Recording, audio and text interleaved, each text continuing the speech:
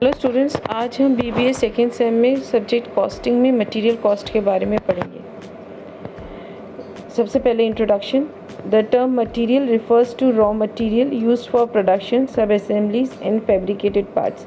Material का मतलब होता है वो रॉ मटेरियल जो आप यूज़ करते हो प्रोडक्शन के लिए, सब असेंबलीज के लिए एंड फैब्रिकेटेड पार्ट्स के लिए। इन्वेंट्री का मतलब होता है raw material, work in progress and completely finish goods, जो कंसिडरेबल पार्ट होता है हमारे बिजनेस एसेट का, या तो वो तैयार होता है या तैयार होने वाला होता है for the sale. Next is material control. Material control का एम होता है the efficient purchasing of material, दूसरा एफिशिएंट स्टोरिंग और एफिशिएंट यूज़ और कंजम्पशन ऑफ मटेरियल। ऑब्जेक्टिव्स क्या होते हैं मटेरियल कंट्रोल के? सबसे पहला ऑब्जेक्टिव है material of desired quality is available when needed for efficient and uninterrupted production. मतलब जब भी आपको ज़रूरत हो, जिस क्वालिटी का मटेरियल की ज़रूरत है वो आपको अवेलेबल किया जा सके और एफिशिएंट और अनइंटरप्टेड सप्लाई हो और आपका प्रोडक्शन भी नॉन स्टॉप चलता रहे। दूसरा है material to be purchase only when the need exist in the economic quantities.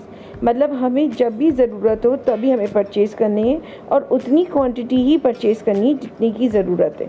अगर ज़्यादा करेंगे तो हमारी ब्लॉकेज ऑफ फंड होगा, जिसकी वजह से हमारी प्रॉफिटेबिलिटी चली जाएगी। Next is purchase of materials to be made at the favourable price under the best possible terms. जो आपको रॉ मटेरियल परचेज़ करना है वो फेवरेबल प्राइस पे करना है, मतलब आपके लिए सूटेबल हो, ज़्यादा एक्सपेंसिव ना हो, और जो terms and condition for purchase हो वो बेस्ट पॉसिबल होनी चाहिए।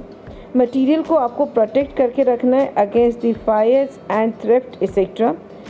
जो मटेरियल आपने ख़रीदा है वो स्टोर करना है इस तरीके से कि उसकी जो कॉस्ट ऑफ हैंडलिंग है वो मिनिमम हो।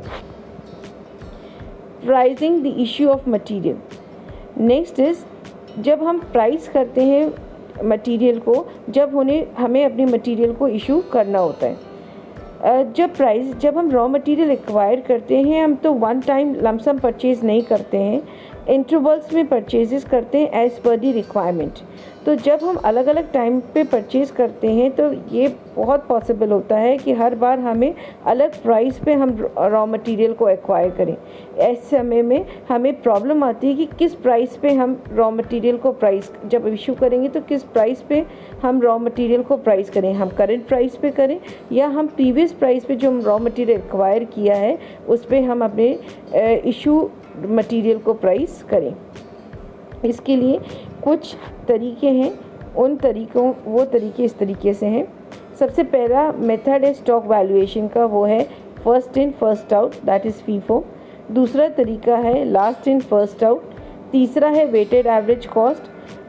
चौथा है स्पेसिफिक आइडेंटिफिकेशन या यूनिट कॉस्ट मेथड।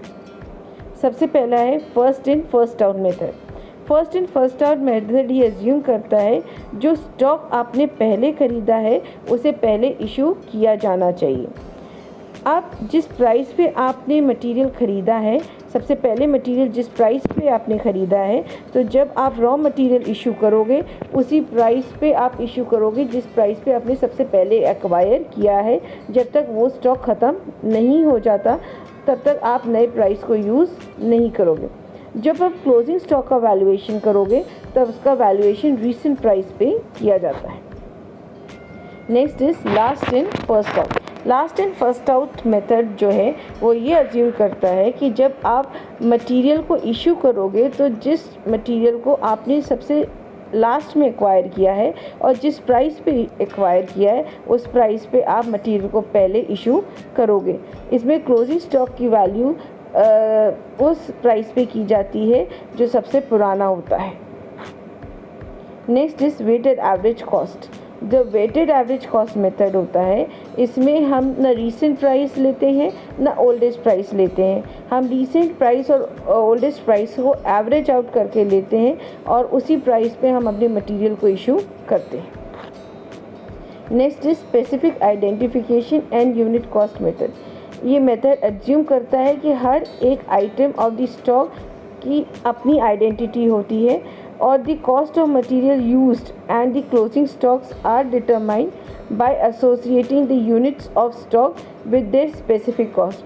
जिस स्पेसिफिक कॉस्ट पे आपने उस यूनिट को एक्वायर किया है उसी पे आप उसे वैल्यूएट करोगे। Next is economic order quantity. Economic order quantity कहता है कि एक बार में हमें कितना बड़ा ऑर्डर प्लेस करना चाहिए। एक बार में हमें इतना बड़ा ऑर्डर प्लेस करना चाहिए ताकि हम अपनी ऑर्डरिंग कॉस्ट और कैरिंग कॉस्ट को मिनिमाइज रख सकें। अब ये ऑर्डरिंग कॉस्ट होती है कि वो कॉस्ट जो आप इनकर करते हो on obtaining the additional inventories. जैसे आप ऑर्डर प्लेस करते समय जो भी आपके खर्चे आते हैं या अपने रॉ मटेरियल को अपनी वर्क यूनिट तक लाने में जितने भी आप ट्रांसपोर्टेशन के खर्चे करते हो वो सब ऑर्डरिंग कॉस्ट में इंक्लूडेड होते हैं। दूसरी होती है कैरिंग कॉस्ट।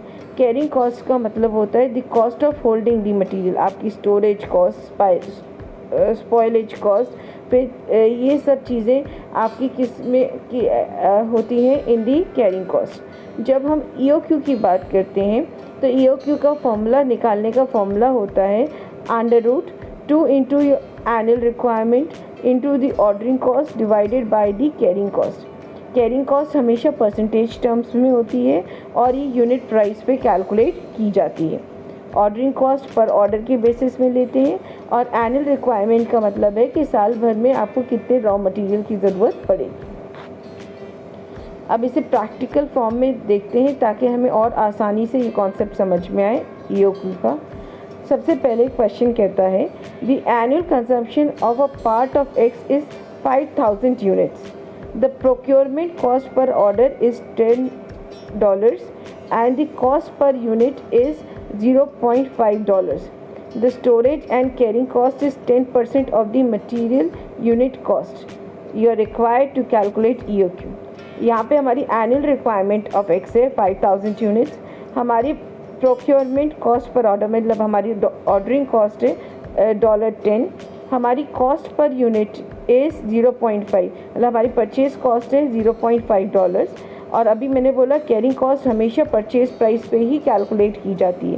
मतलब कैरिंग कॉस्ट कैसे निकालेंगे, दैट इज़ 0.5 इंटू 10%। यहाँ पे देखा है ऑर्डरिंग कॉस्ट है $10, annual consumption is 5000, carrying cost is 0.5 का दैट इज़ परचेज प्राइस का 10%। EOQ है का फॉर्मूला है √2 into your annual requirement into ordering cost divided by carrying cost और आंसर निकल के आता है 1414 यूनिट्स। Thank you.